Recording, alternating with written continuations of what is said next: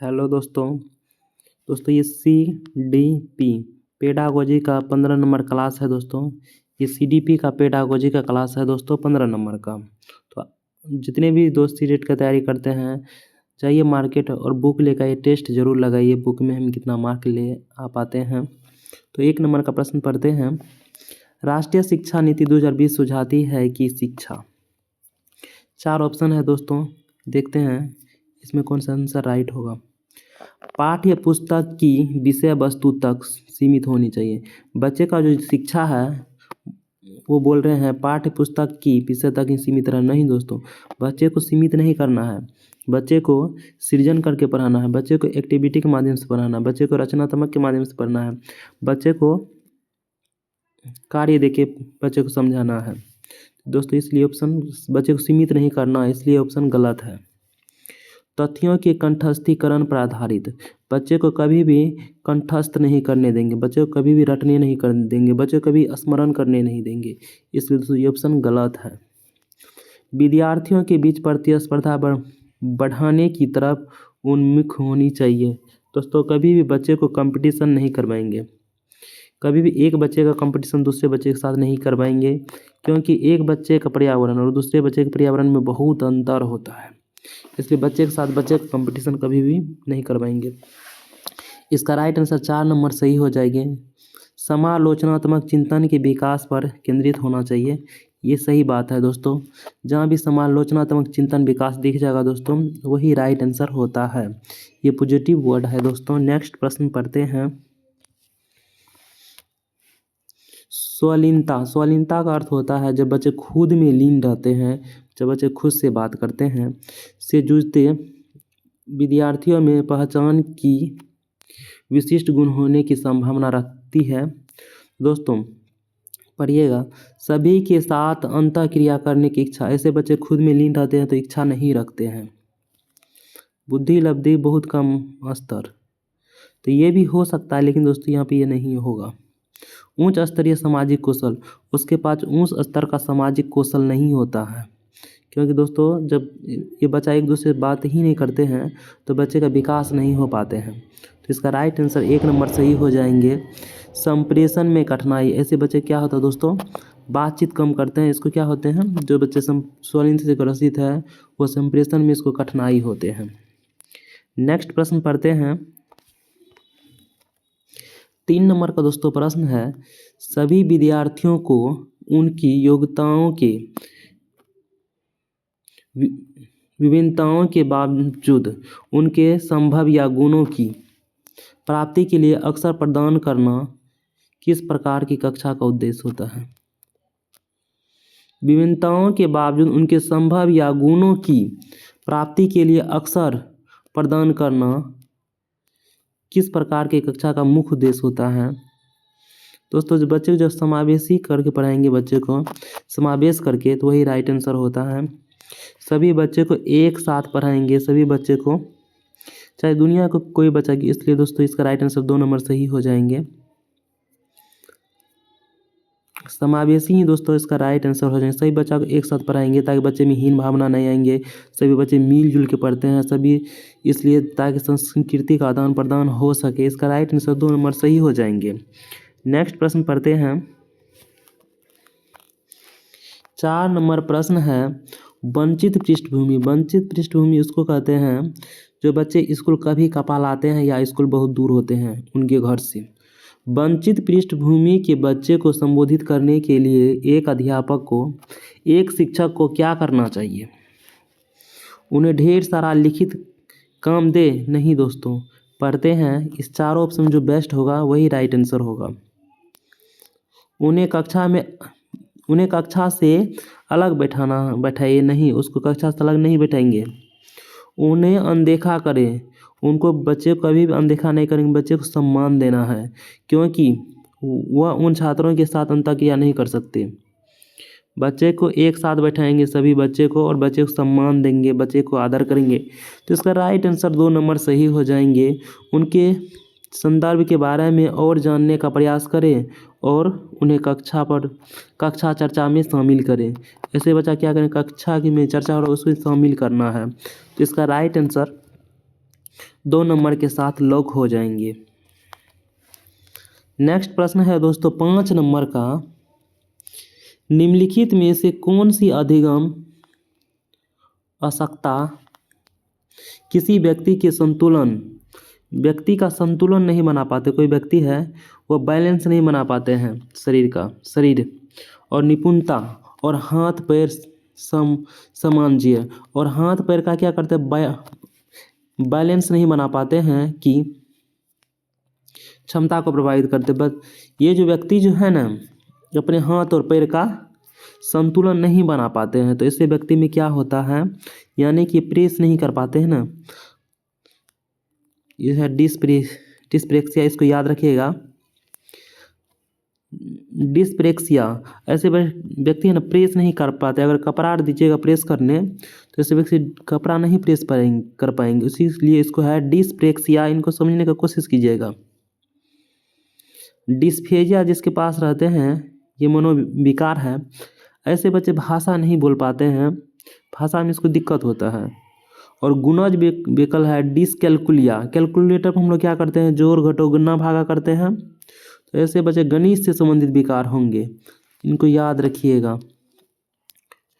और डिसलेक्सिया जिनके पास है उसके पास पठन विकल है। ऐसे बच्चे अधिगम कठिनाई है इसके पास, पठन विकल, बच्चे पढ़ नहीं पाएंगे। तो दोस्तों 4 ऑप्शन को समझ गए होंगे। ये बच्चे जो हैं शरीर का संतुलन नहीं बना पाते हैं, यानी प्रेस नहीं कर पाते हैं, इसलिए इसका राइट आंसर 4 नंबर सही हो जाएंगे।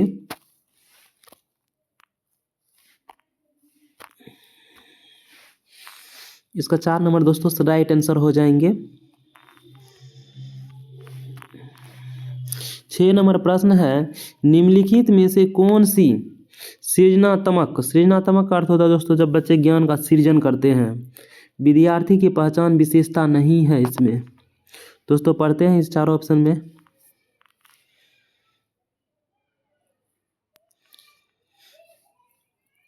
जिज्ञासा की प्रबल भावना, ये सही बात है, बच्चे में जिज्ञासा होगा। नवाचार अनूठे विचार, ये भी होंगे उसके पास। उच्च स्तरीय समस्या समाधान कौशल, ये भी उनके पास होंगे, लेकिन अभिसारी चिंतन उनके पास नहीं होंगे, क्योंकि अभिसारी चिंतन का दोस्तों ये होता है, अभिसारी चिंतन का अर्थ अगर एक समस्या है तो इसका एक ही समाधान होगा। जैसे बिहार की राजधानी कहाँ है, पटना, एक समस्या आया और एक ही समाधान हो गया, तो इसलिए दोस्तों ये गलत आंसर होंगे, और गलत के भाई गलत ही सही हो जाएंगे। नेक्स्ट प्रश्न पढ़ते हैं 7 नंबर दोस्तों प्रश्न है, एक प्रगतिशील कक्षा अध्यापक को डैश रूप में तथा विद्यार्थियों को डैश रूप में अपेक्षित करते हैं। तो पढ़ते हैं दोस्तों निष्क्रिय अधिगमकर्ता नहीं होंगे, विद्यार्थी निष्क्रिय अधिगमकर्ता नहीं होंगे, इसलिए ऑप्शन गलत हो जाएंगे। अधीनस्थ प्रतिक्रिया भी दोस्तों प्रभावचारी, ये भी दोस्तों नहीं होगा। सुधारक ज्ञान के सृजन में सक्रिय भागीदारी, ये दोस्तों राइट आंसर हो जाएंगे। शिक्षा क्या है, सुधारक है, और ज्ञान के सृजन में सक्रिय भागीदारी किसका है, ज्ञान सृजन करते हैं बच्चे, तो इसका राइट आंसर 3 नंबर से हो जाएंगे। और यहाँ बोले तानाशाह, शिक्षा क्या है, शिक्षक को तानाशाह बोल रहे हैं, इसलिए ऑप्शन गलत है, इसका 3 नंबर राइट आंसर हो जाएंगे। दोस्तों नेक्स्ट प्रश्न पढ़ते हैं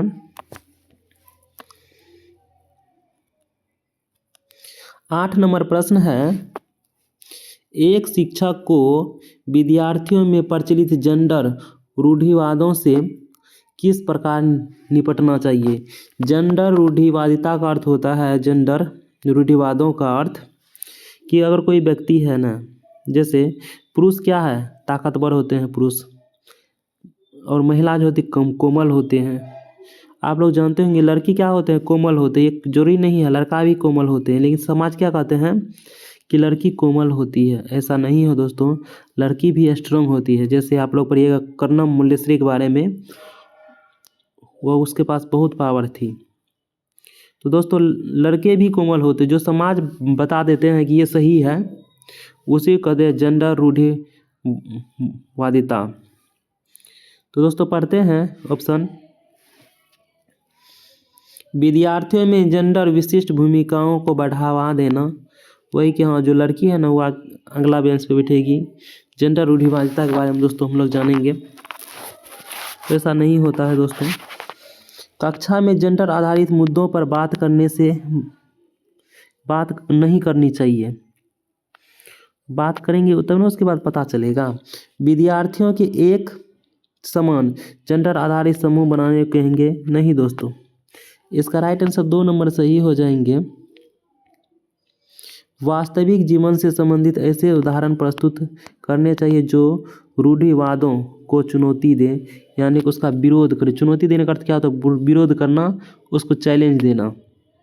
कि देखिए लड़की भी है ना रेडियो ठीक कर सकती है और लड़का भी घर का खाना बना सकते हैं। ऐसा नहीं है कि लड़की थोड़ी रेडियो नहीं ठीक कर सकते हैं, कर सकते हैं, और लड़का भी खाना बना सकते हैं घर का। देखिए समाज हमको ये बता दिए हैं कि लड़का जो है वो बाहर का काम करेगा, लड़की जो है वो घर के काम करेगी। ये कोनो जरूरत नहीं ना है। उसी कहते हैं जेंडर रूढ़िवादिता, जेंडर स्टीरियोटाइप्स। जो समाज बता दिए हैं उसको हम लोग मान लिए हैं। ये जरूरी नहीं है कि लड़की भी बाहर काम कर सकती है, लड़की भी स्ट्रांग होती है, लेकिन समाज कहते नहीं लड़की कोमल होती है। उसी को कहते हैं जेंडर रूढ़िवादिता, जेंडर स्टीरियोटाइप्स। तो दोस्तों इसका राइट आंसर 2 नंबर सही हो जाएंगे। और बच्चे को जब भी पढ़ाइएगा तो दैनिक जीवन से जोड़ के संबंधित करके पढ़ाइएगा, इसलिए तो इसका राइट आंसर 2 नंबर सही है। नेक्स्ट प्रश्न पढ़ते हैं। 9 नंबर दोस्तों प्रश्न है, एक बहुसांस्कृतिक कक्षा में अध्यापक को क्या करना चाहिए उसके बारे में जानते हैं दोस्तों। 4 ऑप्शन है, 4 ऑप्शन जो दोस्तों बेस्ट होगा वही राइट आंसर हो जाएंगे। केवल प्रबल समूह की सांस्कृतिक भावनाओं को प्रावधान देनी चाहिए। जो प्रबल है ताकतवर है उसी को सांस्कृतिक प्रथाओं को प्रावधान देनी चाहिए। नहीं दोस्तों, सभी जितना भी संस्कृति है, सभ्यता है, सभी का आदर करेंगे, सभी को सम्मान देंगे। केवल सुविधा वंचित समूह की सांस्कृतिक प्रथाओं को प्रधानता देनी चाहिए। नहीं दोस्तों, सभी के जितना भी है सभी को प्रधानता देने का हम लोग काम करेंगे, सभी को। प्रबल समूह की सांस्कृतिक प्रथाओं की नकारात्मक स्थिति करनी चाहिए। नहीं दोस्तों, उसका नकारात्मक स्थिति नहीं करना है। तो दोस्तों इसका राइट आंसर 4 नंबर सही हो जाएंगे। विद्यार्थियों की सामाजिक सांस्कृतिक अनुभवों के संदर्भ में उनकी व्यक्तिगत भिन्नताओं का सम्मान करना चाहिए। व्यक्तिगत भिन्नता क्या करेंगे दोस्तों? सम्मान करेंगे, आदर करेंगे। तो इसका यही राइट आंसर दोस्तों हो जाएंगे। नेक्स्ट प्रश्न पढ़ते हैं। 10 नंबर दोस्तों प्रश्न है और इसके बारे में दोस्तों हम लोग जानते हैं। जब आकलन विद्यार्थी के किसी कौशल संबंधी बोध और समझ या पाठ के अधिगम और शिक्षण प्रक्रिया के दौरान किया जाता है तब इसे क्या कहा जाता है? पाठ के दौरान बच्चे को पढ़ते समय बच्चे को पूछ लिया जाता है, बताइए बिहार की राजधानी कहाँ है, बताइए बिहार के मुख्यमंत्री कहाँ है। पढ़ते टाइम पर जब पूछा जाता है उसी को कहते हैं अधिगम के लिए आकलन, उसी को असेसमेंट फॉर लर्निंग। इसको दोस्तों अच्छा से याद रखिएगा, ये सीटेट में पूछे जाते हैं हर एक बार। असेसमेंट फॉर लर्निंग, अधिगम के लिए आकलन। आकलन कैसा होना चाहिए? अधिगम के लिए आकलन होना चाहिए। इसका राइट आंसर 1 नंबर सही है। योगात्मक आकलन दोस्तों क्या करते हैं? बच्चे को बांट देते हैं। योगात्मक आकलन ही बच्चे को मार्क देते हैं, ग्रेड देते हैं, बच्चे को विभाजित करते हैं, वर्गीकृत करते हैं। इसलिए ऑप्शन गलत हो जाएंगे और ये ऑप्शन बच्चे को बांटते नहीं हैं, इनको याद रखिए। ये दोस्तों सही है, पॉजिटिव है सीटेट के अनुसार। इसी को रचनात्मक आकलन भी कहते हैं। नेक्स्ट पढ़ते हैं। ये दोस्तों कर चुके हैं अभी प्रश्न। 11 नंबर दोस्तों प्रश्न पढ़ते हैं।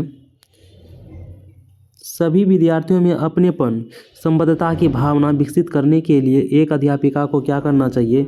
बच्चे को अपने भावना दोस्तों पढ़ते हैं।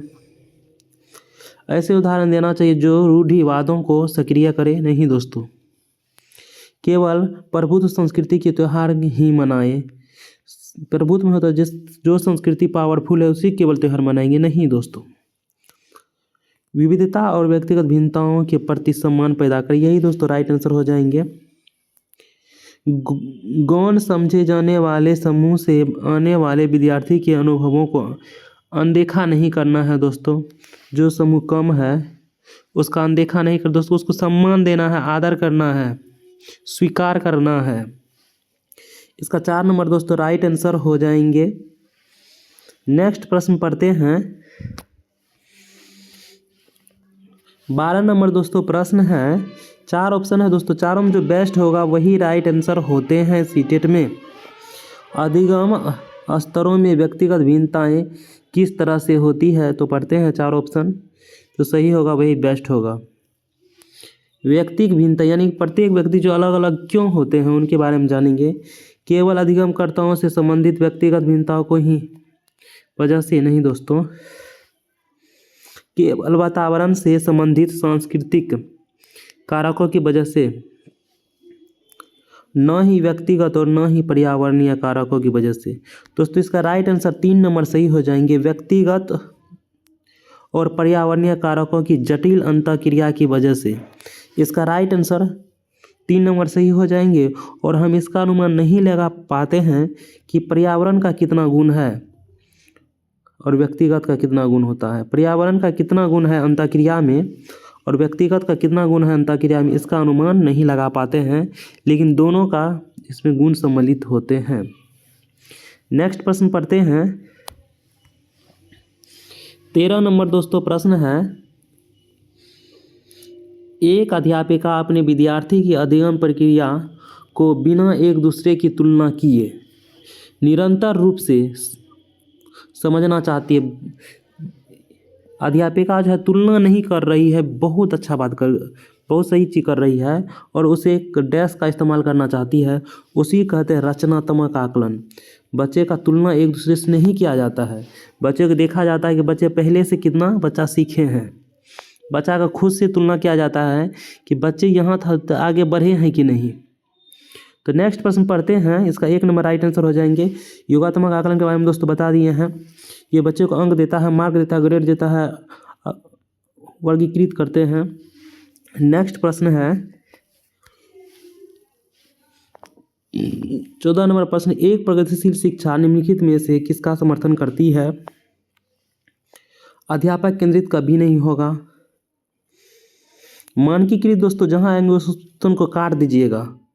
मानकीकृत दोस्तों बांटते हैं बच्चा को, सभी बच्चा को एक समान समझते हैं, तो ऐसा नहीं करना है। व्यवहार का अनुकूलन, तो दोस्तों इसका राइट आंसर 2 नंबर सही हो जाएंगे। अधिगमकर्ता द्वारा स्वमूल्यांकन, 2 नंबर राइट आंसर हो जाएंगे। 15 नंबर दोस्तों ये लास्ट प्रश्न है दोस्तों, इसको समझने का कोशिश कीजिएगा। आपकी कक्षा में कुछ विद्यार्थी दिए गए सवाल को हल करने में दिक्कत महसूस कर रहे हैं। उन्हें मदद के लिए आप निम्नलिखित में से कौन सा तरीका अपनाएंगे। दी गई समस्या में और गैर जानकारी जोड़ेंगे नहीं दोस्तों। जब बच्चे नहीं समझेंगे तो गैर जानकारी नहीं, जो बच्चे को ज्ञान से जोड़ना है, पिछले ज्ञान से, जो पीछे पूर्व ज्ञान है, नया ज्ञान को उनसे जोड़ेंगे। उन्हें सामग्री के परंपरागत इस्तेमाल के लिए बाध्य करने के निर्देश देंगे। बच्चे को निर्देश कभी नहीं दीजिएगा। उन्हें अपने दोस्तों की कॉपी से उत्तर नकल करने को कहेंगे नहीं दोस्तों, ये सबसे ज़्यादा निगेटिव है नकल करना। उन्हें समान तरह की समस्याएं जो उन्हें पहले हल की थी उस पर चिंतन करने के लिए कहेंगे। पहले जो बच्चा जो हल किया उस पर देंगे और बच्चे को जोड़ कर पढ़ाएंगे, तो इसका राइट आंसर 4 नंबर दोस्तों सही हो जाएंगे। उन्हें समान तरह की समस्याएं जो उन्हें पहले हल की थी, यानी कि पहले वाला जो ज्ञान है और अभी जो ज्ञान बच्चों को पढ़ा रहे हैं उन दोनों को जोड़ के पढ़ाएंगे, तब बच्चा सीखेंगे और बच्चा को शिक्षा आसान लगेगा। दोस्तों वीडियो हो गया ख़त्म। लाइक करिए, सब्सक्राइब करिए, शेयर करिए, सपोर्ट करिए।